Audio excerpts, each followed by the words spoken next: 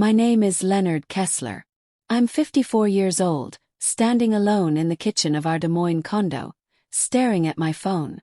It's 11:42 p.m. on a Thursday. My wife, Dana, was supposed to be on day 4 of a girls' trip to Palm Springs. Instead, I'm reading a text message that ends our 15-year marriage with brutal efficiency. I'm not coming back. I've met someone better. Your things are in storage. Attached was a screenshot of a bank transfer. $118,000 siphoned from our joint savings into her personal account. I set the phone down slowly. My coffee had gone cold. I took a sip anyway. 15 years, dismantled in 2 sentences and a screenshot. The signs had been there for months. Weekend retreats that stretched longer. Designer clothes she never wore around me. Calls that went silent the moment I entered a room. Laughter that didn't include me. I noticed it all. I'm a forensic accountant. Noticing patterns and inconsistencies is my life's work. But I said nothing. Maybe that was my first mistake. Or maybe my mistake was marrying someone who thought my job was just boring spreadsheets, when in truth, I spend my days exposing fraud and quietly saving corporations from financial ruin. I opened my laptop and logged into a discreet email account Dana didn't know existed. 3 alerts from my bank's internal monitoring system. Attempts to change passwords on accounts Dana had never even seen. She was thorough. I had to give her credit. But she had no idea who she was dealing with. I typed 2 words back to her. Good luck. Then I called my brother. Remember that contingency plan we discussed 5 years ago? I asked when he picked up. You're serious? Yes. She made her move. Now I make mine. After hanging up, I looked around the condo. The only photo left of us was our wedding picture on the wall. I realized it was the last remaining trace of a life I'd curated, funded, and protected. A life Dana had just walked away from without flinching. I met Dana Bowman at a University of Iowa alumni event. I was 38, newly divorced and building my forensic accounting firm from the ground up. She was 34, magnetic, full of energy, and refreshingly disinterested in the details of my work. I don't need to understand all the boring stuff, she said once, laughing. Just make sure we're comfortable. That was Dana. Direct, ambitious, beautiful, and uninterested in anything she couldn't monetize or showcase. We married after a year. I funded her dream of owning a yoga studio. When she wanted a bigger house, I made it happen. Luxury SUVs, European vacations, a personal brand, whatever she needed, I paid for. My father once warned me. We were fixing his deck. Son, he said carefully, pausing with a hammer in his hand, I notice your wife enjoys your money.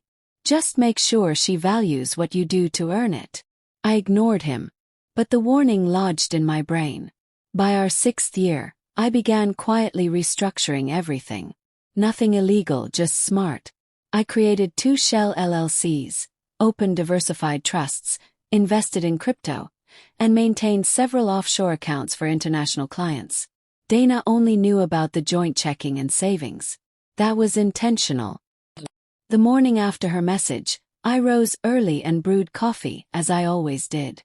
Habits are hard to break. Even when your world implodes. I logged into my private financial dashboard. It was custom-built for my firm, but I'd tailored it for personal use. I activated the contingency protocol. Step 1. Freeze all joint accounts and credit cards. Step 2. Flag the $118,000 transfer as unauthorized and expedite fraud review using internal contacts at the bank. Step 3. Send the full packet, including financial discrepancies, timelines, and screenshots, to my attorney with instructions to file for divorce and request an emergency injunction against further asset movement. Then I called my mother. Dana left me, I said plainly. She took the money, moved my things into storage, and said she's met someone better. My mother was quiet. I'm sorry, Leonard, she said at last. But I can't say I'm surprised. What are you going to do? What I've been preparing to do for years, I said. Protect what's mine. An hour later, Dana called. I ignored it. Then came 10 more calls, followed by a text. Asterisk, what the hell did you do? The money's gone and none of my cards are working. Asterisk. I didn't reply. Instead, I drove to the storage facility listed in her message. I used the code she'd sent and retrieved 2 boxes. My clothes and an old laptop. That was it. Everything else. Family photos, my books, heirlooms from my late father, gone. That was the moment something changed inside me. This wasn't about money anymore. This was about erasure. Dana didn't just leave.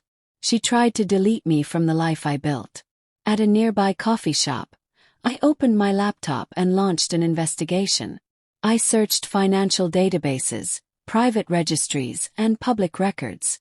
The name I searched, Trey Harmon. The fitness influencer Dana had been tagging in her Instagram stories for months. The someone better. What I found confirmed my suspicions. Trey's business was a house of cards. 3 maxed-out business credit cards. Equipment leased at inflated interest rates. A lease on a new studio space he couldn't afford. And 2 months ago, Dana co-signed a car loan with him. She wasn't just leaving me. She was bankrolling him with my money. Monday morning I walked into my office like any other day. My assistant Valerie looked surprised. Leonard, I thought you were taking time off. Dana's called here 3 times. She has. She said there's been a misunderstanding with your accounts. She sounded frantic. If she calls again, I said, tell her to contact my attorney. At noon Dana showed up in person. My receptionist buzzed me. Your wife is here. She's insistent. I walked to the lobby. Dana stood there in designer athleisure wear, sunglasses perched atop her head, makeup flawless. She smiled, a smile I'd seen 100 times when she wanted something. Leonard, there's been a huge misunderstanding, she said loudly. Our accounts are frozen. Not a misunderstanding, I said, voice low. You moved money without authorization. The bank flagged it. It was our joint account. I'm your wife. You were. Now you're my soon-to-be ex-wife who emptied our savings and informed me via text that you'd met someone else. That's called financial misconduct. She stepped closer, voice dropping to a hiss. You cannot do this to me. I've already signed a lease. Trey and I know all about Trey, I said. The car loan, the business debts, the co-signed lease. Her face drained of color. You've been investigating me? No. Just protecting myself from fraud. I'll fight this, she snapped. I deserve half of everything. You'll get half of what's left in the joint accounts.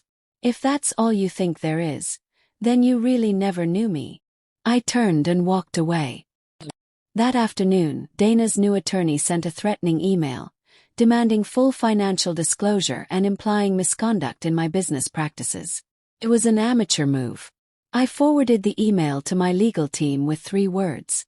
Proceed as planned. By evening, Dana had rallied mutual friends. My phone buzzed with messages accusing me of being controlling and vindictive. No one asked about the money. No one asked what she'd done. I didn't respond. Instead, I went to the gym I'd been going to for years. Not Dana's studio, not Trey's trendy complex. I lifted weights until my muscles trembled, then returned to my hotel. The trap wasn't closing around me. It was closing around them. 3 days later, my attorney called. We found something interesting, she said. Dana's been siphoning money for over a year. Small transfers, then larger ones. Around $80,000. Where was it going? Mostly to a business LLC registered to Trey Harmon. Some to her own accounts. All from your joint savings. She used our marriage to fund his failure. Exactly. Which qualifies as financial infidelity and marital fraud. That night, I received a text from an unknown number. Asterisk, back off. Dana deserves better. Don't make this uglier than it needs to be. Asterisk. Now it was personal. The next morning I met Jason. I need everything you can get on Harmon Fitness LLC. Bank records, loans, applications. He raised an eyebrow. Legal channels, right? Of course. Just connect public dots faster. 3 hours later, Jason turned his monitor toward me. Trey applied for a $175,000 equipment loan 4 months ago. Look who co-signed. I leaned closer. Dana. But here's the kicker, Jason said. She signed as your spouse. The loan terms were based on your credit. She leveraged our marriage, my name, to secure better terms. And that's not all. 3 business cards, car lease, commercial space rental, all co-signed by Dana, with marital status used as the foundation. She used me as collateral. Without your consent. That's fraud. I stared at the screen. Dana hadn't just left. She had built a new life on the foundation of mine, and expected me to quietly let her walk away with it. But I don't just notice fraud. I dismantle it.